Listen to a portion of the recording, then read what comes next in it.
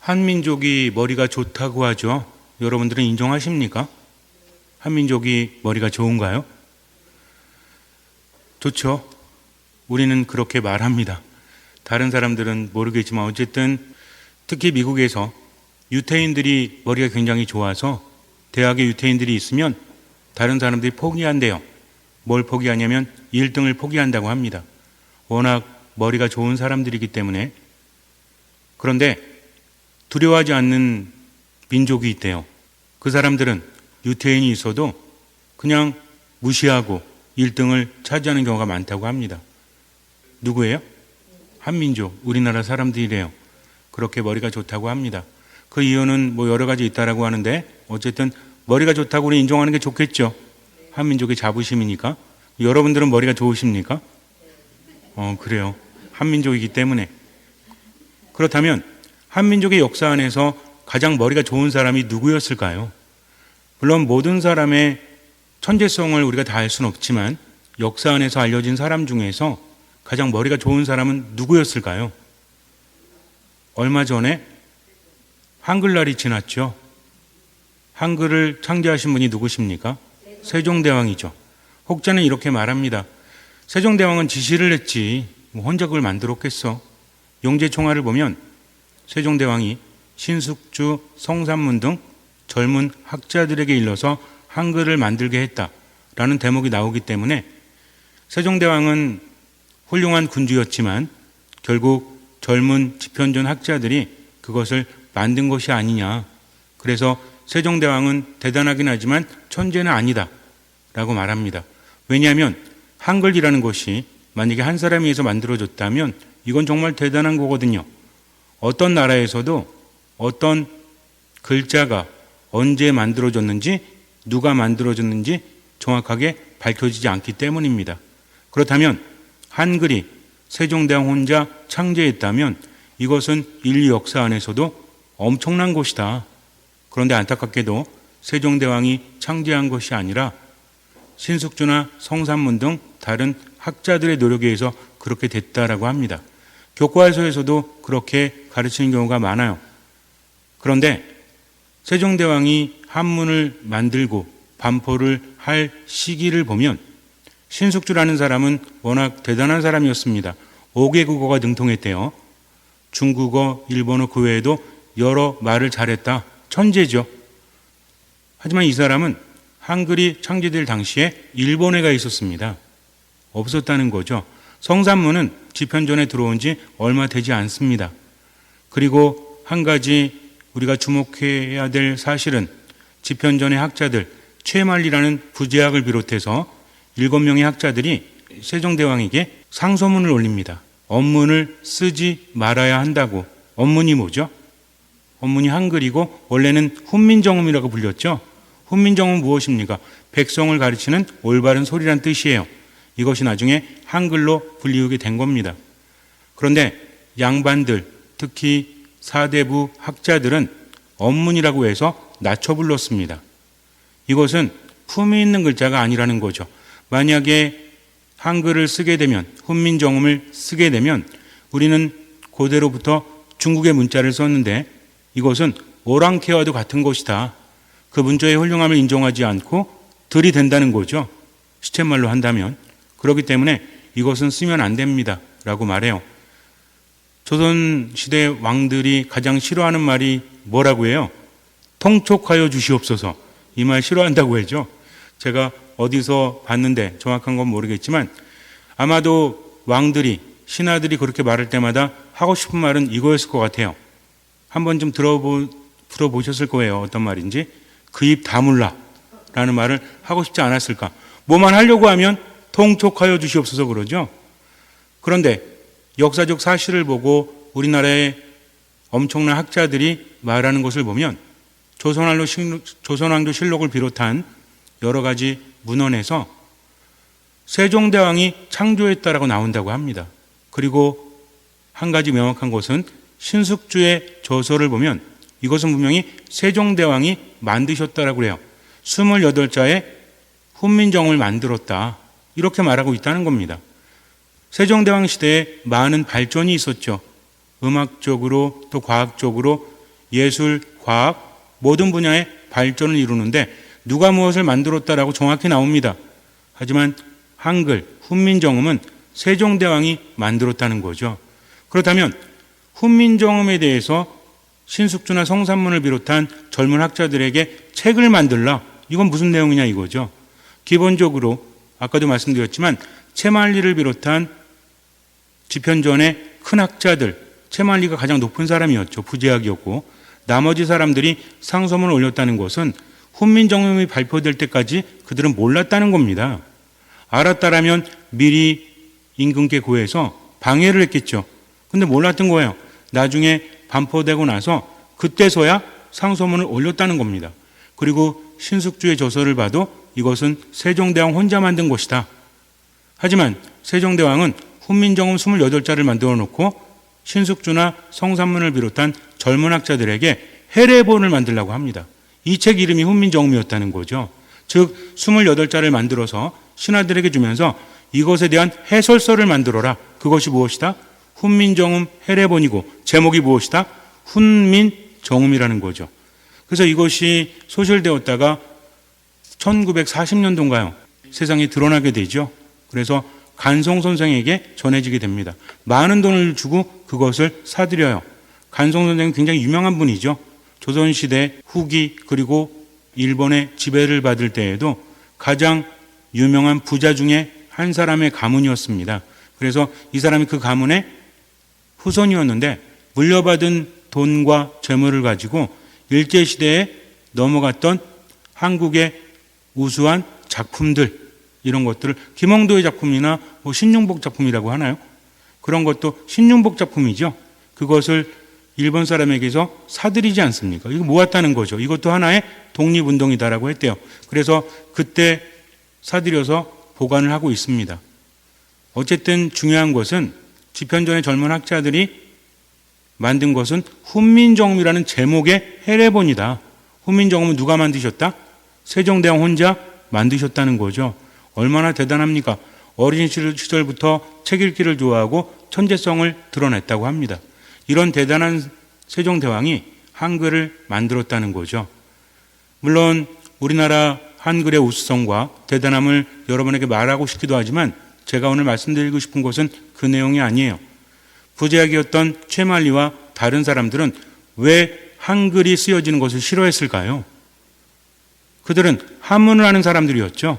만약에 한글이 사용이 되면 백성들도 글을 쉽게 익힐 수 있습니다. 세종대왕이 한글을 창제한 이유가 무엇이죠? 나란 말싸미 하면서 시작이 되죠. 훈민정음이 우리나라의 말이 중국하고 달라서 말과 글이 다르기 때문에 백성들이 힘들어한다. 그래서 만든다. 지혜로운 자는 한나절이 지나기 전에 익힐 것이요 어리석은 자도 열흘 안에 익힐 것이다 라고 말합니다. 즉 세종대왕은 애민이 강한 사람이었죠. 백성들을 사랑했습니다. 백성들이 너무나 힘들어하는 것을 보면서 왜? 글을 모르니까. 우리도 글을 모른다면 얼마나 답답할까요? 많은 것들이 힘들 수밖에 없죠. 백성들이 그랬다는 겁니다. 그래서 소리나는 대로 한글을 창제해서 백성들에게 전해주었던 것이죠. 하지만 최만리나 다른 사람들은 어땠습니까? 만약에 백성들이 글을 알게 되면 알지도 못한 채로 정치에 비판을 하거나 그런 말을 하는 것이 마음에 안 들었다는 거죠.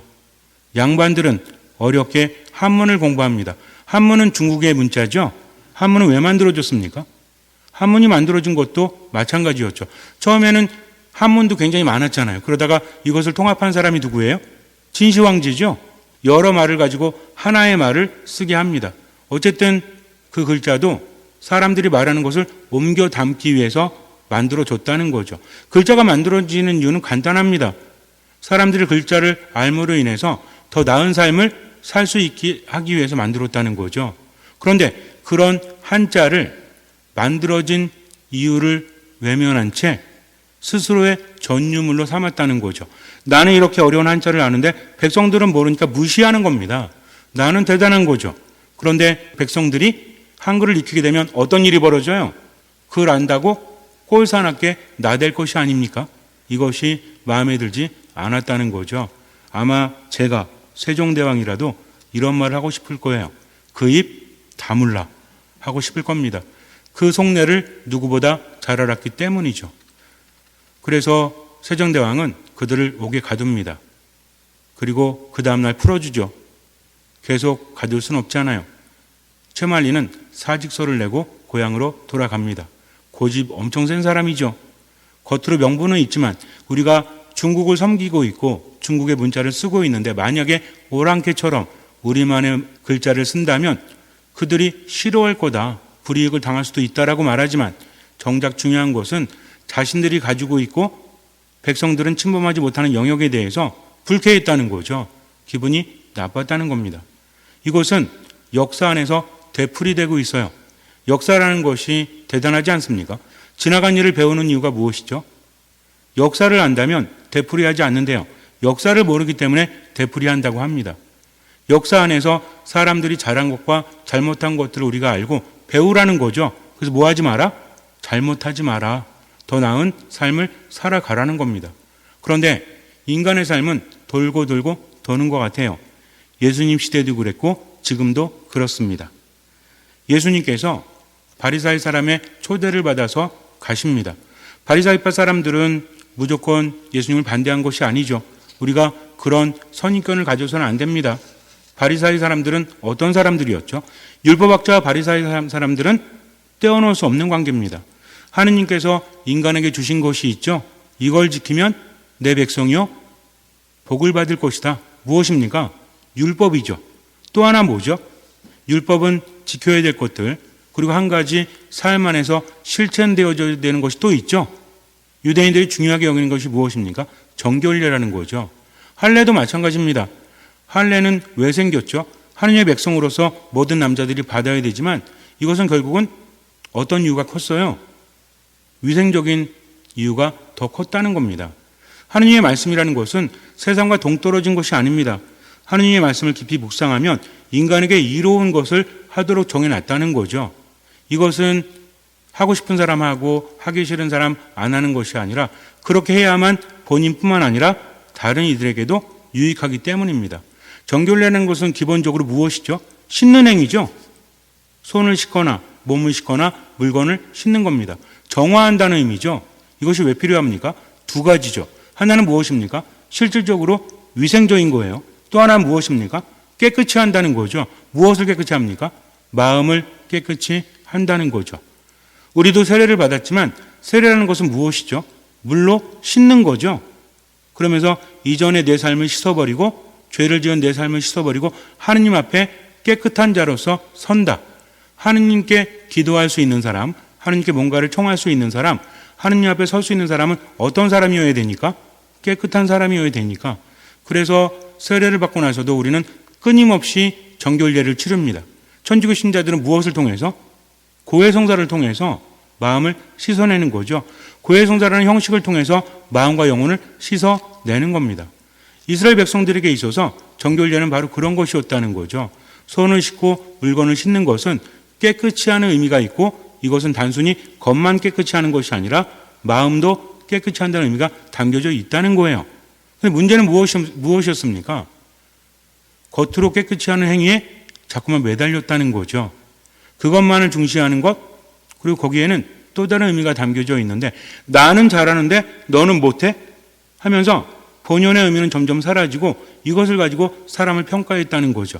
율법을 많이 알고 정결례를 지키는 사람은 하느님 앞에 서는 사람이요.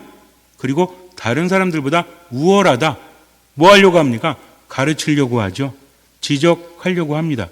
율법을 잘 지키는 사람이 하느님 안에 머문다는 진정한 의미는 점점 퇴색되어져 가고 이 사람은 대단한 사람, 율법을 지키지 않는 사람은 대단하지 않은 사람, 율법을 많이 알고 가르치는 사람은 대단한 사람, 이러면서 나뉘게 되는 겁니다. 즉 율법학자들은 율법을 연구하고 백성들에게 알려주려고 한다기보다는 자기들은 율법을 많이 알고 있기 때문에 위에 서려고 하는 거죠. 바리사이는 어떤 사람들이었어요?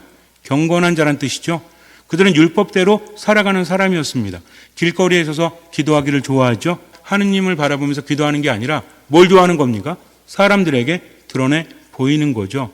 성구함을 달고 술을 누러뜨리고 사람들에게 나는 율법을 많이 알아, 나는 기도해 하면서 자꾸만 내보이는 겁니다. 그래서 예수님께서 뭐라고 하세요? 기도할 때는 어디 가서 해라? 골방에 숨어서 해라. 남에게 보이기 위한 것이 아니라 하느님을 바라보는 것이 기도이기 때문에 그래요. 남들이 바라볼 때 기도하지 말라는 것이 아니라 기도가 무엇인지를 정확히 알라는 거죠. 누굴 보라는 겁니까? 하느님을 바라보라는 거죠. 정결례도 마찬가지입니다. 정결례도 씻는 행위 자체가 중요한 것이 아니라 하느님 앞에서 깨끗한 자가 되는 것이 중요하다. 이것을 알려주시는 거죠. 그렇기 때문에 예수님께서는 조금 격한 반응을 보이시는 겁니다. 바리사이 사람이 예수님을 초대해서 식사를 대접한 것까지는 좋았어요. 문제가 발생합니다. 예수님께서 손을 씻지 않고 음식을 드셨죠. 그래서 그것이 의아합니다. 바라봤겠죠. 이상한 거죠. 우리가 이것을 이해할 수 있을 거예요. 이 사람은 어떤 눈으로 예수님을 바라봤죠? 그 바리사이는 예수님께서 식사 전에 먼저 손을 씻지 않으시는 것을 보고 놀랐다라고 합니다. 이 놀람은 어떤 놀람일까요? 아니 뭐야? 왜 손을 씻지 않으면서 예수님을 판단하는 거죠? 자기가 위에서 예수님 바라보는 겁니다. 말도 잘하고 기적도 행한다는 저 사람이 왜 정결례를 지키지 않지? 하면서 나는 잘하는데 위에서 예수님을 내리깔고 있는 겁니다. 그랬더니 예수님께서 뭐라고 하세요? 기분 나쁘시니까 갑자기 승질내십니까? 이건요, 우리가 잘 알아야 돼요. 그런 마음들이 사람을 죽이기 때문이죠. 나를 드러내고 싶은 마음, 다른 사람 위에 서고 싶은 마음, 하느님의 율법과 정결례조차도 나를 내세우기 위한 방식으로 사용한다면 그 마음속에 악함이 있는 겁니다. 여기에 대해서 예수님께서 말씀하시는 거죠. 그래서 말씀하십니다. 정녕 너희 바리사이들은 장과 접시의 겉은 깨끗이 하지만 너희의 속은 탐욕과 사악으로 가득하다. 겉으로 볼 때는 아름다울지 몰라도 그 속은 무엇이 가득 차 있다? 탐욕과 사악, 죽음이 가득 차 있다는 거죠. 그래서 유명한 말씀도 하시죠. 회칠한 무덤이라고 하십니다. 무덤인데 겉에서 볼 때는 아름다워요. 하지만 속에 무엇이 있죠? 죽음이 있잖아요. 그것은 별 의미가 없다. 오히려 하나님의 뜻과는 정반대로 가고 있다. 그래서 정말 깨끗해지기 위해서는 어떻게 해야 된다? 잔과 접시의 겉도 깨끗이 해야 되지만 무엇이 더 중요하다? 속이 더 중요하다. 그러니 어떻게 해라? 속에 담긴 것으로 자선을 베풀어라. 그래야만 정녕 깨끗해질 것이다. 라고 말씀을 하십니다. 진짜 중요한 건 내 안이라는 거죠. 사람들에게 어떻게 보이든 간에 내 안에 악함이 있고 탐욕이 있고 사악이 있다면 그것을 씻어버려야 됩니다. 그래야만 하느님 앞에 설 수 있기 때문이라는 거죠. 그러기 위해서는 어떻게 해야 된다? 어떻게 닦을 거예요? 내 안에 탐욕과 내 안에 사악과 내 안에 있는 어둠을 어떻게 닦을 거예요? 물론 고해성서도 봐야 되지만 베푸는 겁니다. 자선을 베푼다는 거죠. 다른 사람을 살리기 위해서 내 것을 내어주는 행위, 이것을 하지 않는다면 결국은 깨끗해질 수 없고 하느님 앞에 설 수 없다는 겁니다. 율법도 중요하고 정결례도 중요하죠. 우리 가톨릭 교회 안에서 미사 성제 얼마나 중요합니까? 성사도 굉장히 중요하죠. 전례도 중요합니다. 하지만 이런 것들이 정말 중요하다는 것을 아는 사람은 겉으로만 그렇게 하는 것이 아니라 속도 깨끗이 하는 사람이다. 우리가 미사 참여하는 이유가 뭐죠? 고해 성사를 보고 미사 참여하는 것은 하느님 앞에 서기 위해서죠. 깨끗한 마음으로 그렇게 하지 않습니까? 그렇다면 하느님께서는 겉만 보시는 것이 아니라 속도 보신다. 우리를 만드신 분이기 때문에 예수님께서도 그러셨죠. 예수님은 무엇을 아셨다? 속마음을 아시는 분이었다. 그분이 하느님이십니다. 그래서 기도 열심히 하는 거 중요하고요. 거룩한 미사 안에 참여하는 거 중요합니다. 이거 무시하면 안 돼요. 예수님께서 뭐라고 하셨죠? 나는 율법을 없애려 온 것이 아니라 완성하러 왔다라고 하십니다. 우리가 만약에 그래 미사가 뭐가 중요해? 성사가 뭐가 중요해? 착하게 살면 되지. 베풀며 살면 되지. 될 것 같아요? 하느님을 사랑하는 사람은 그분이 우리에게 선물로 주신 거룩한 성사, 전례에도 적극적으로 참여합니다. 그러면서 진정으로 의미가 있기 위해서 뭘 하는 사람이다? 베푸는 사람이라는 거죠. 하느님 앞에서 정말 깨끗하고 정령 올바른 기도를 하는 사람은 거룩한 전례에 거룩한 마음으로 참여하면서 동시에 자기 것을 가지고 다른 사람을 살리는 사람, 뭐 하는 사람? 베푸는 사람, 자선을 행하는 사람이라는 거죠. 어떤 것이든지 간에 있다면 베풀면서 살아가십시오. 그것이 하느님과 함께하는 마음입니다. 자꾸만 베풀다 보면 어떤 마음이 사라지는지 알아요? 나를 내세우고 싶은 마음이 사라집니다. 우리는 인간이기 때문에 내세우고 싶죠. 칭찬받고 싶죠. 안 그래요? 욕만 해줬으면 좋겠어요. 칭찬받고 싶죠. 다른 사람들이 어우 대단해요. 어우 정말 이쁘십니다. 정말 잘나셨습니다. 정말 잘하셨어요. 이런 말 들으면 기분 좋아요, 안 좋아요? 봉사할 때도 야 봉사직 정말 열심히 하고 겸손한 것 같아. 독서도 되게 잘하고 해설도 되게 잘하고 성가도 잘해. 레조도 너무 잘해. 보기 얼마나 이쁜지 몰라. 라고 말을 들으면 좋아요, 안 좋아요? 좋죠. 그럼 그건 죄입니까? 아닙니다. 그것도 기분 좋은 거예요. 그러나 중요한 것은 거기에 목이 메어서 겉으로 보이는 것만 잘하는 것이 아니라 진정 누굴 바라보자? 하느님을 바라보자. 하느님은 어떤 분이시다? 숨은 일도 보시는 분이시다. 그러니 겉만 치장하지 말고 어떻게 해라? 자꾸만 속을 깨끗이 하는 건데 이게 베푸는 거다. 베풀다 보면 마음도 착해집니다. 하느님 안에 있기 때문에. 그래서 다른 사람에 대해서 비판적이기보다는 이해하는 마음이 더 커지는 거죠. 왜 그렇습니까? 다른 사람도 죄 짓지만 나 또한 죄를 짓고 있기 때문에. 그리고 어떤 것에 있어서도 책 잡으려고 하기보다는 깊은 의미를 묵상하는 사람이라는 거죠. 그러면서 점점 뭐가 커져요? 이해하는 마음이 커지고 착한 마음이 커집니다. 그렇지 않을 때가 많잖아요. 근데 우리는 짜증나고 화가 나고 아유 정말 미쳐버리겠고 저 인간만 없었으면 좋겠고 그런 생각 들어요, 안 들어요? 저만 그래요? 그런 생각 듭니까, 안 듭니까? 들죠? 그럴 때 뭐 해라? 기도해라. 그러면서 또 어떻게 해라? 베풀어라. 이건 하느님께서 주신 엄청난 선물입니다. 내 것을 가지고 다른 사람에게 베풀므로 인해서 내가 깨끗해질 수 있다면 얼마나 행복합니까? 죽어서 가져갈 거 아니잖아요. 살아있을 동안만 내 것이지 않습니까? 그래서 제가 여러분들에게 자주 말씀드렸죠. 진짜 내 거는 뭐다? 살아있는 동안 쓰는 게 내 거다. 돈이든 몸뚱이든 뭐든 마찬가지입니다. 말과 눈빛과 가진 모든 것을 가지고 사람을 어떻게 해라? 살려라. 싫은 소리 하지 말라는 게 아닙니다. 해야 될 땐 해야죠. 그러나 그것이 내 이기적인 마음을 위해서 내가 그 사람보다 위에 서려고 하는 것이 아니라 진짜 사랑하기 때문에 그것이 옳기 때문에 그런 방법이 같아요, 달라요? 같아요? 가르치려고 하는 거하고 이게 정말 올바르니까 얘기해 주려고 하는 것은 같습니까, 다릅니까? 상대방이 느껴요, 안 느껴요? 우리도 느끼잖아요. 그래서 진짜 옳은 것을 가르쳐 주는 것이 아니라 지가 잘났다고 또는 뭔가를 조장하려고 말할 때 우리 뭐라고 하죠? 너나 잘하세요 라고 하잖아요. 하지만 진짜 마음으로 위하는 마음으로 해주는 도움 말은 받아들일 수 있지 않습니까? 무엇이 중요하기 때문에? 안에 들어간 의도가 중요하기 때문에. 우리도 의도를 알아요. 하느님은 얼마나 잘하실까요? 그분이 만드셨는데.